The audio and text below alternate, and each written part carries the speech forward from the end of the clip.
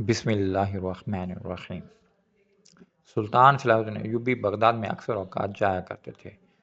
آج بھی ان کا اسی طریقے سے دورہ بغداد کی گلیوں میں سے ہو رہا تھا۔ وہ اپنے سپاہیوں اور شاہی لباس میں ہی مقید تھے، سب انہیں بہت عزت کی نگاہوں سے دیکھ رہے تھے، کیونکہ سلطان صلاح الدین ایوبی رحمۃ اللہ کی شرافت، ان کی دیانتداری، ان کی انصاف پسندیدہ طبیعت کے بارے میں بغداد کے لوگ بھی جانتے تھے اور ان کی بہت عزت کرتے تھے۔ جب وہ بغداد کے بازار سے گزرنے لگے تو انہوں نے دیکھا کہ وہاں پر ایک لونڈی کی بولی لگائی جا رہی تھی۔ طرح طرح کے مرد وہاں پر بیٹھے ہوئے اس لونڈی کی بولی لگا رہے تھے۔ یہ دیکھ کر انہیں بہت افسوس ہوا اور انہوں نے فوراً ہی اس لونڈی کی قیمت جاننی چاہی۔ وہاں جو اس کے خریدار تھے، سلطان صلاح الدین ایوبی کو دیکھ کر فوراً ہی اپنی اپنی نشست سے کھڑے ہو گئے اور ان کا احترام کرنے لگے، لیکن سلطان صلاح الدین ایوبی رحمۃ اللہ نے کسی پر بھی توجہ دینا ضروری نہیں سمجھا، بس اس بیچنے والے سے اس لونڈی کی قیمت دریافت کرنے لگے۔ لونڈی کی قیمت جب اس نے سلطان صلاح الدین ایوبی کو بتائی تو ان قیمت ان کی سوچ سے بھی زیادہ تھی، لیکن وہ اس لڑکی دیکھنے میں بہت شریف معلوم ہو رہی تھی، اس وجہ سے ان کا دل نہیں مانا کہ وہ کسی غلط ہاتھوں میں جائے۔ وہ چاہتے تو وہاں سے گزر جاتے، لیکن ایک انسانیت بھی کسی شے کا نام ہوتی ہے۔ انہوں نے فوراً ہی اپنی طرف سے قیمت بولی تو وہاں وہ بیچنے والا آدمی منع کرنے لگا اور کہنے لگا، نہیں سلطان، یہ ہمارے معیار پر نہیں اترے گی۔ سلطان نے جب یہ سنا تو وہ کہنے لگے، آخر تمہارا معیار کیا ہے؟ تو وہ کہنے لگے سلطان معظم، ہم جانتے ہیں آپ بادشاہ سلامت ہیں، آپ کے ساتھ پیسوں کا معاملہ طے کرنے کے اوقات ہم جیسے غریبوں کی نہیں ہے، لیکن سلطان معظم یہ لونڈی بہت خوبصورت ہے، اس کی قیمت بہت زیادہ لگ رہی ہے، میں کسی صورت نہیں چاہوں گا کہ میں ایک گھاٹے کا سودا کروں، اس وجہ سے میں اس کو اچھی قیمت میں بیچنا چاہتا ہوں۔ یہ بات سلطان نے سنی تو انہوں نے بولا، اچھا اب تمہاری جو قیمت ہے وہ میں ادا کرنے کے لیے تیار ہوں، لیکن تم اس کو کسی اور کو نہ بیچو۔ وہ واقعی بہت ہی حسین اور بہت خوبصورت جوان لڑکی تھی اور بہت ہی سادہ مزاج لگ رہی تھی۔ اس کی معصومیت کو دیکھتے ہی ان کا دل نہ کیا کہ اس عورت کو چھوڑ کر وہ وہاں سے چلے جائیں۔ اس وجہ سے انہوں نے اس کی منہ بولی قیمت ادا کی اور شاہی سواری پر اسے اپنے ساتھ محل کی طرف لے آئے۔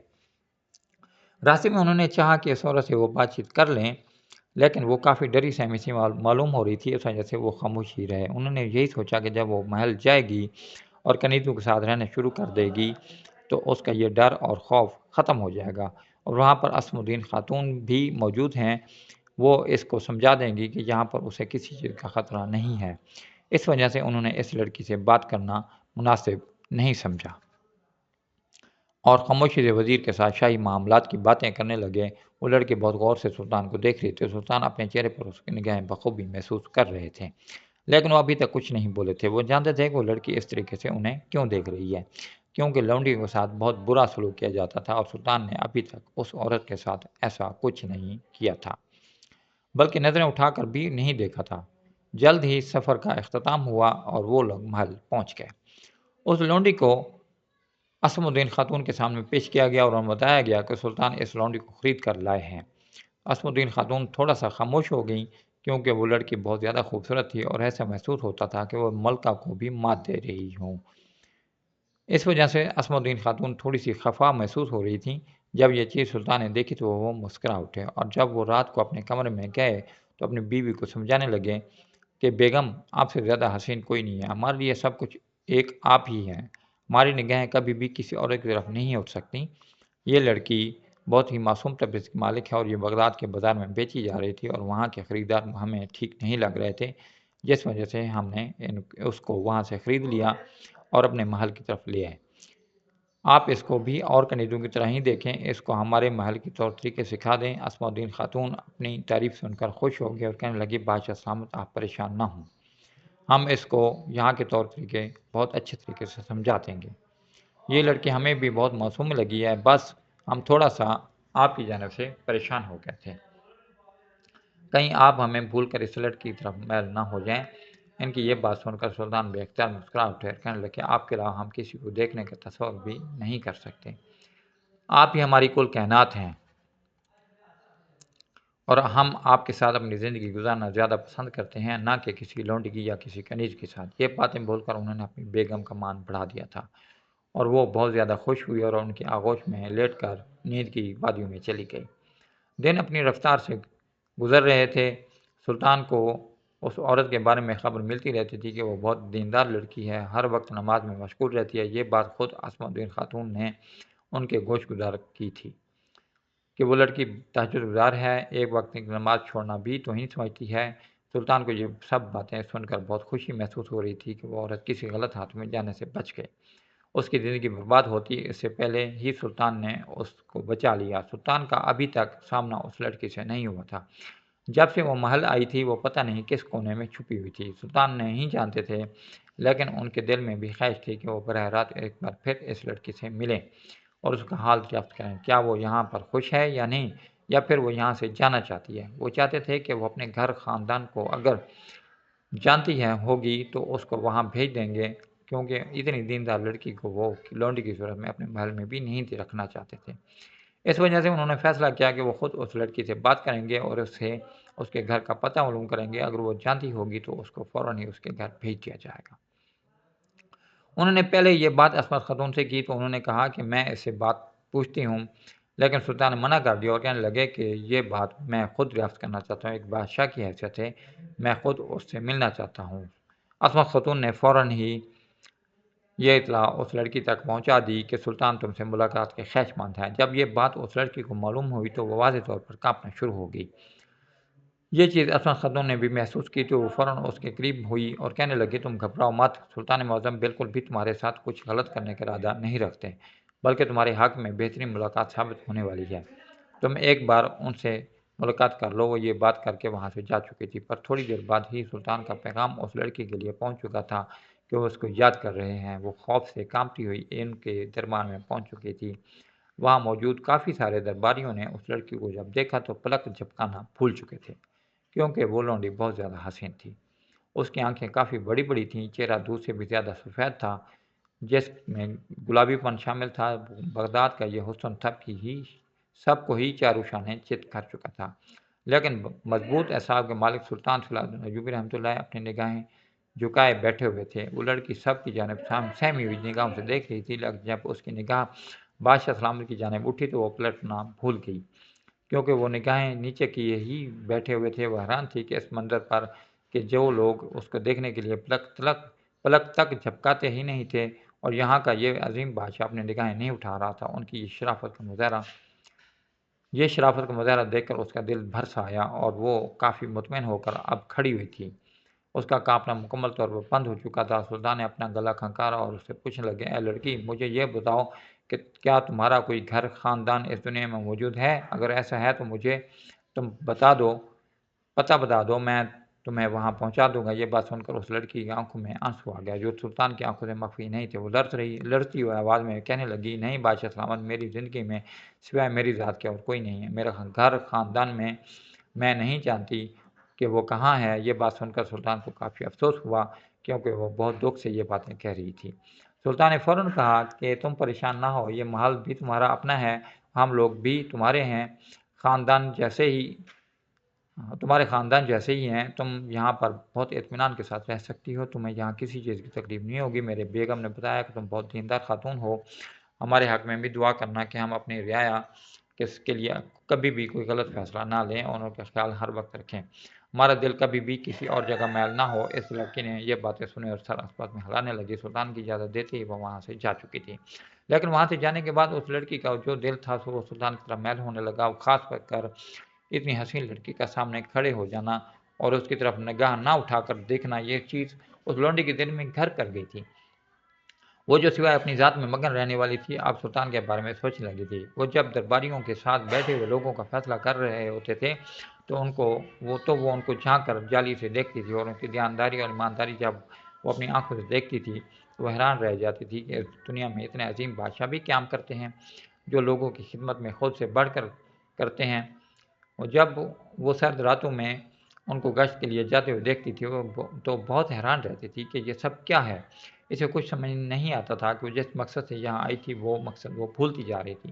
ایک دن وہ ایسے ہی مگن سے انداز میں سلطان کے بارے میں سوچ رہی تھی کہ محل کے بیچ سے گزر رہی تھی کہ اچانک ہی کسی نے اس کا بازو اپنی گرفت میں لے کر پلر کے پیچھے کیا تھا اور اس کی آنکھوں میں گرا کر دیکھتے ہوئے کہنے لگا تھا، تمہیں یہاں پر جس مقصد کے لیے بھیجا گیا ہے اس پر دھیان دو، الٹی سیدھی چیزیں چیزوں پر تمہیں دھیان دینے کی ضرورت نہیں ہے۔ وہ یہ بول کر وہاں سے اجنبی شخص جا چکا تھا، اور وہ جو لڑکی تھی بالکل ساکت حالت میں کھڑی ہوئی تھی کہ اچانک ابھی اس کے ساتھ یہ کیا ہوا ہے۔ وہ جیسے ہی پلٹنے لگی، سامنے وزیر کھڑا ہوا تھا۔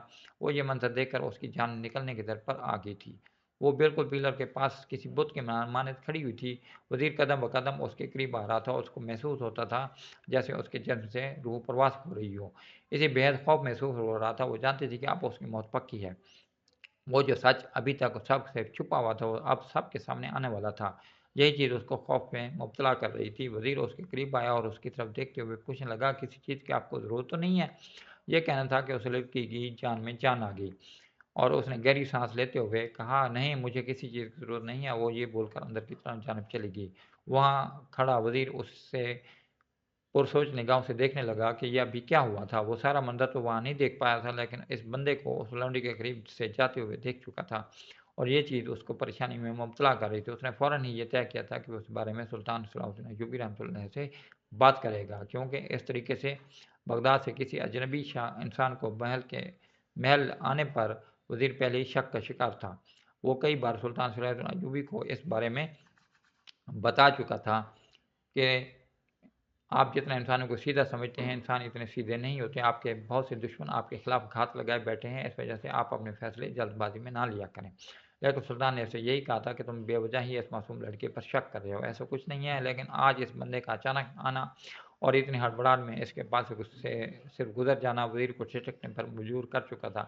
اسے کچھ بھی اس لڑکی کے میں اب ٹھیک نہیں لگ رہا تھا۔ اگلی صبح جیسے ہی سلطان کے پاس پہنچتے ہی وزیر نے ایک اچھا مناسب موقع دیکھا اور لڑکے کا ذکر کرنے لگا، اور کہنے لگا، سلطان معظم میں معذرت چاہتا ہوں کہ میں ایک بار پھر اس لڑکی کے بارے میں بات کر رہا ہوں، لیکن یقین جانیے مجھے لڑکی ٹھیک نہیں لگ رہی، مجھے اس لڑکی میں کھوٹ نظر آ رہا ہے۔ لیکن سلطان نے آج پھر اس کی بات کو رفع دفع کر دیا تھا۔ وہ یہ بول کر کہ تمہیں شک ہو رہا ہے، لیکن ایسا کچھ نہیں ہے۔ اسماء الدین خاتون نے بتایا تھا کہ وہ لڑکی کافی دیندار ہے، ہمیں اس پر کسی بھی قسم کا شک نہیں کرنا چاہیے۔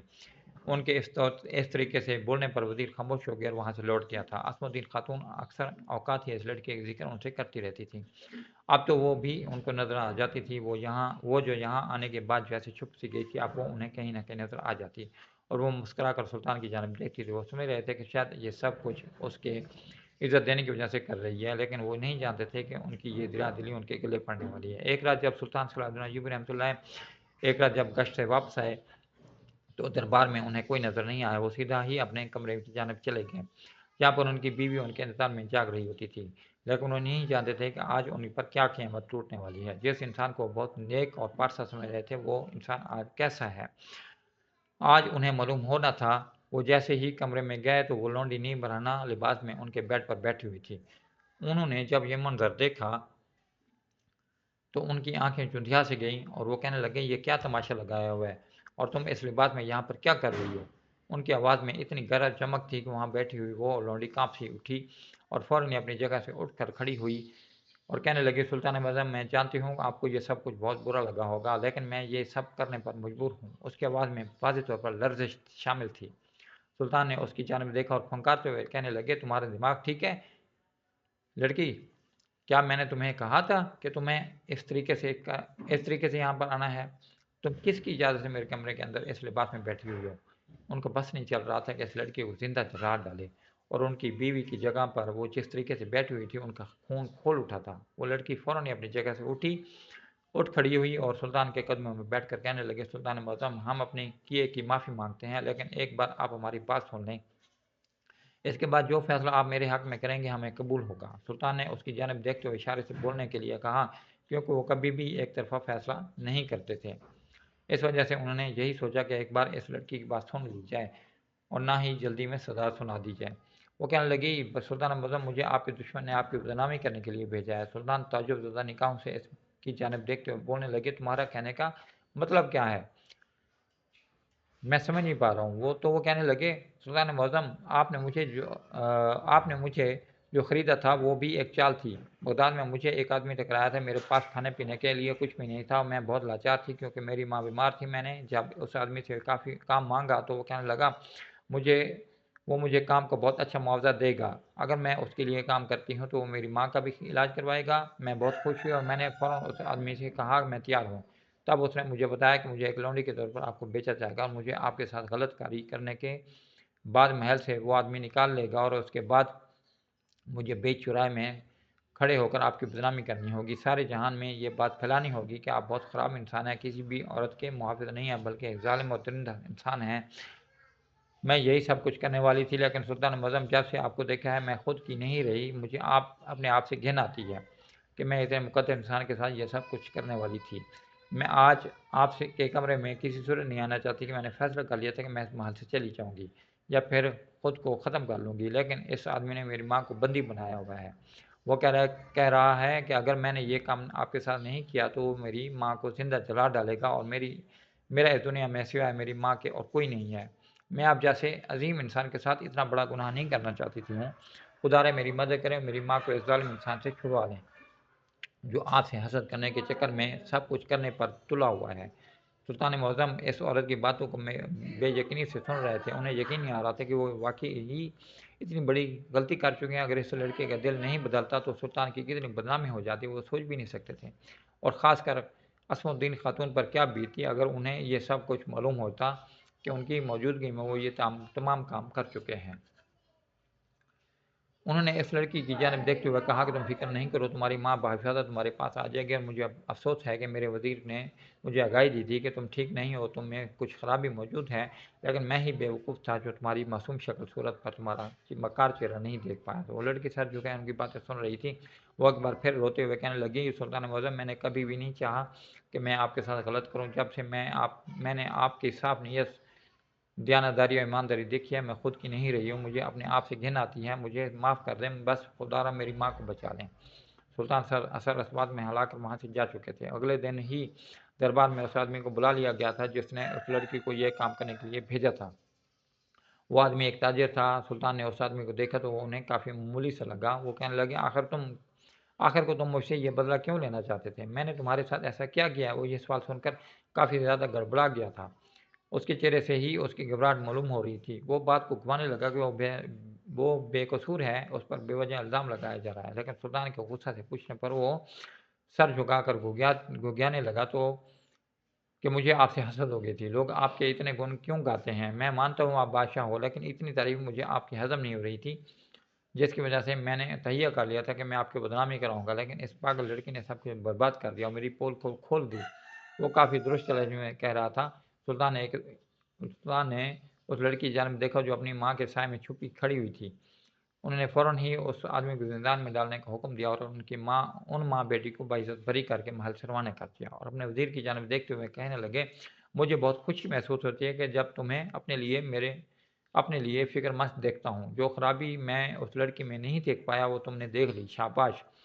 اس واقعے سے یہ بات ثابت ہوتی ہے کہ بعض اوقات ہم ایسے لوگوں پر بھی بھروسہ کر لیتے ہیں جو ہمارے پیٹھ میں خنجر گھونپنا چاہتے ہیں۔ چہرے سے معصوم دیکھنے والا ہر انسان معصوم نہیں ہوتا، اس لیے ہر کسی پر اندھا دھند بھروسہ نہیں کرنا چاہیے۔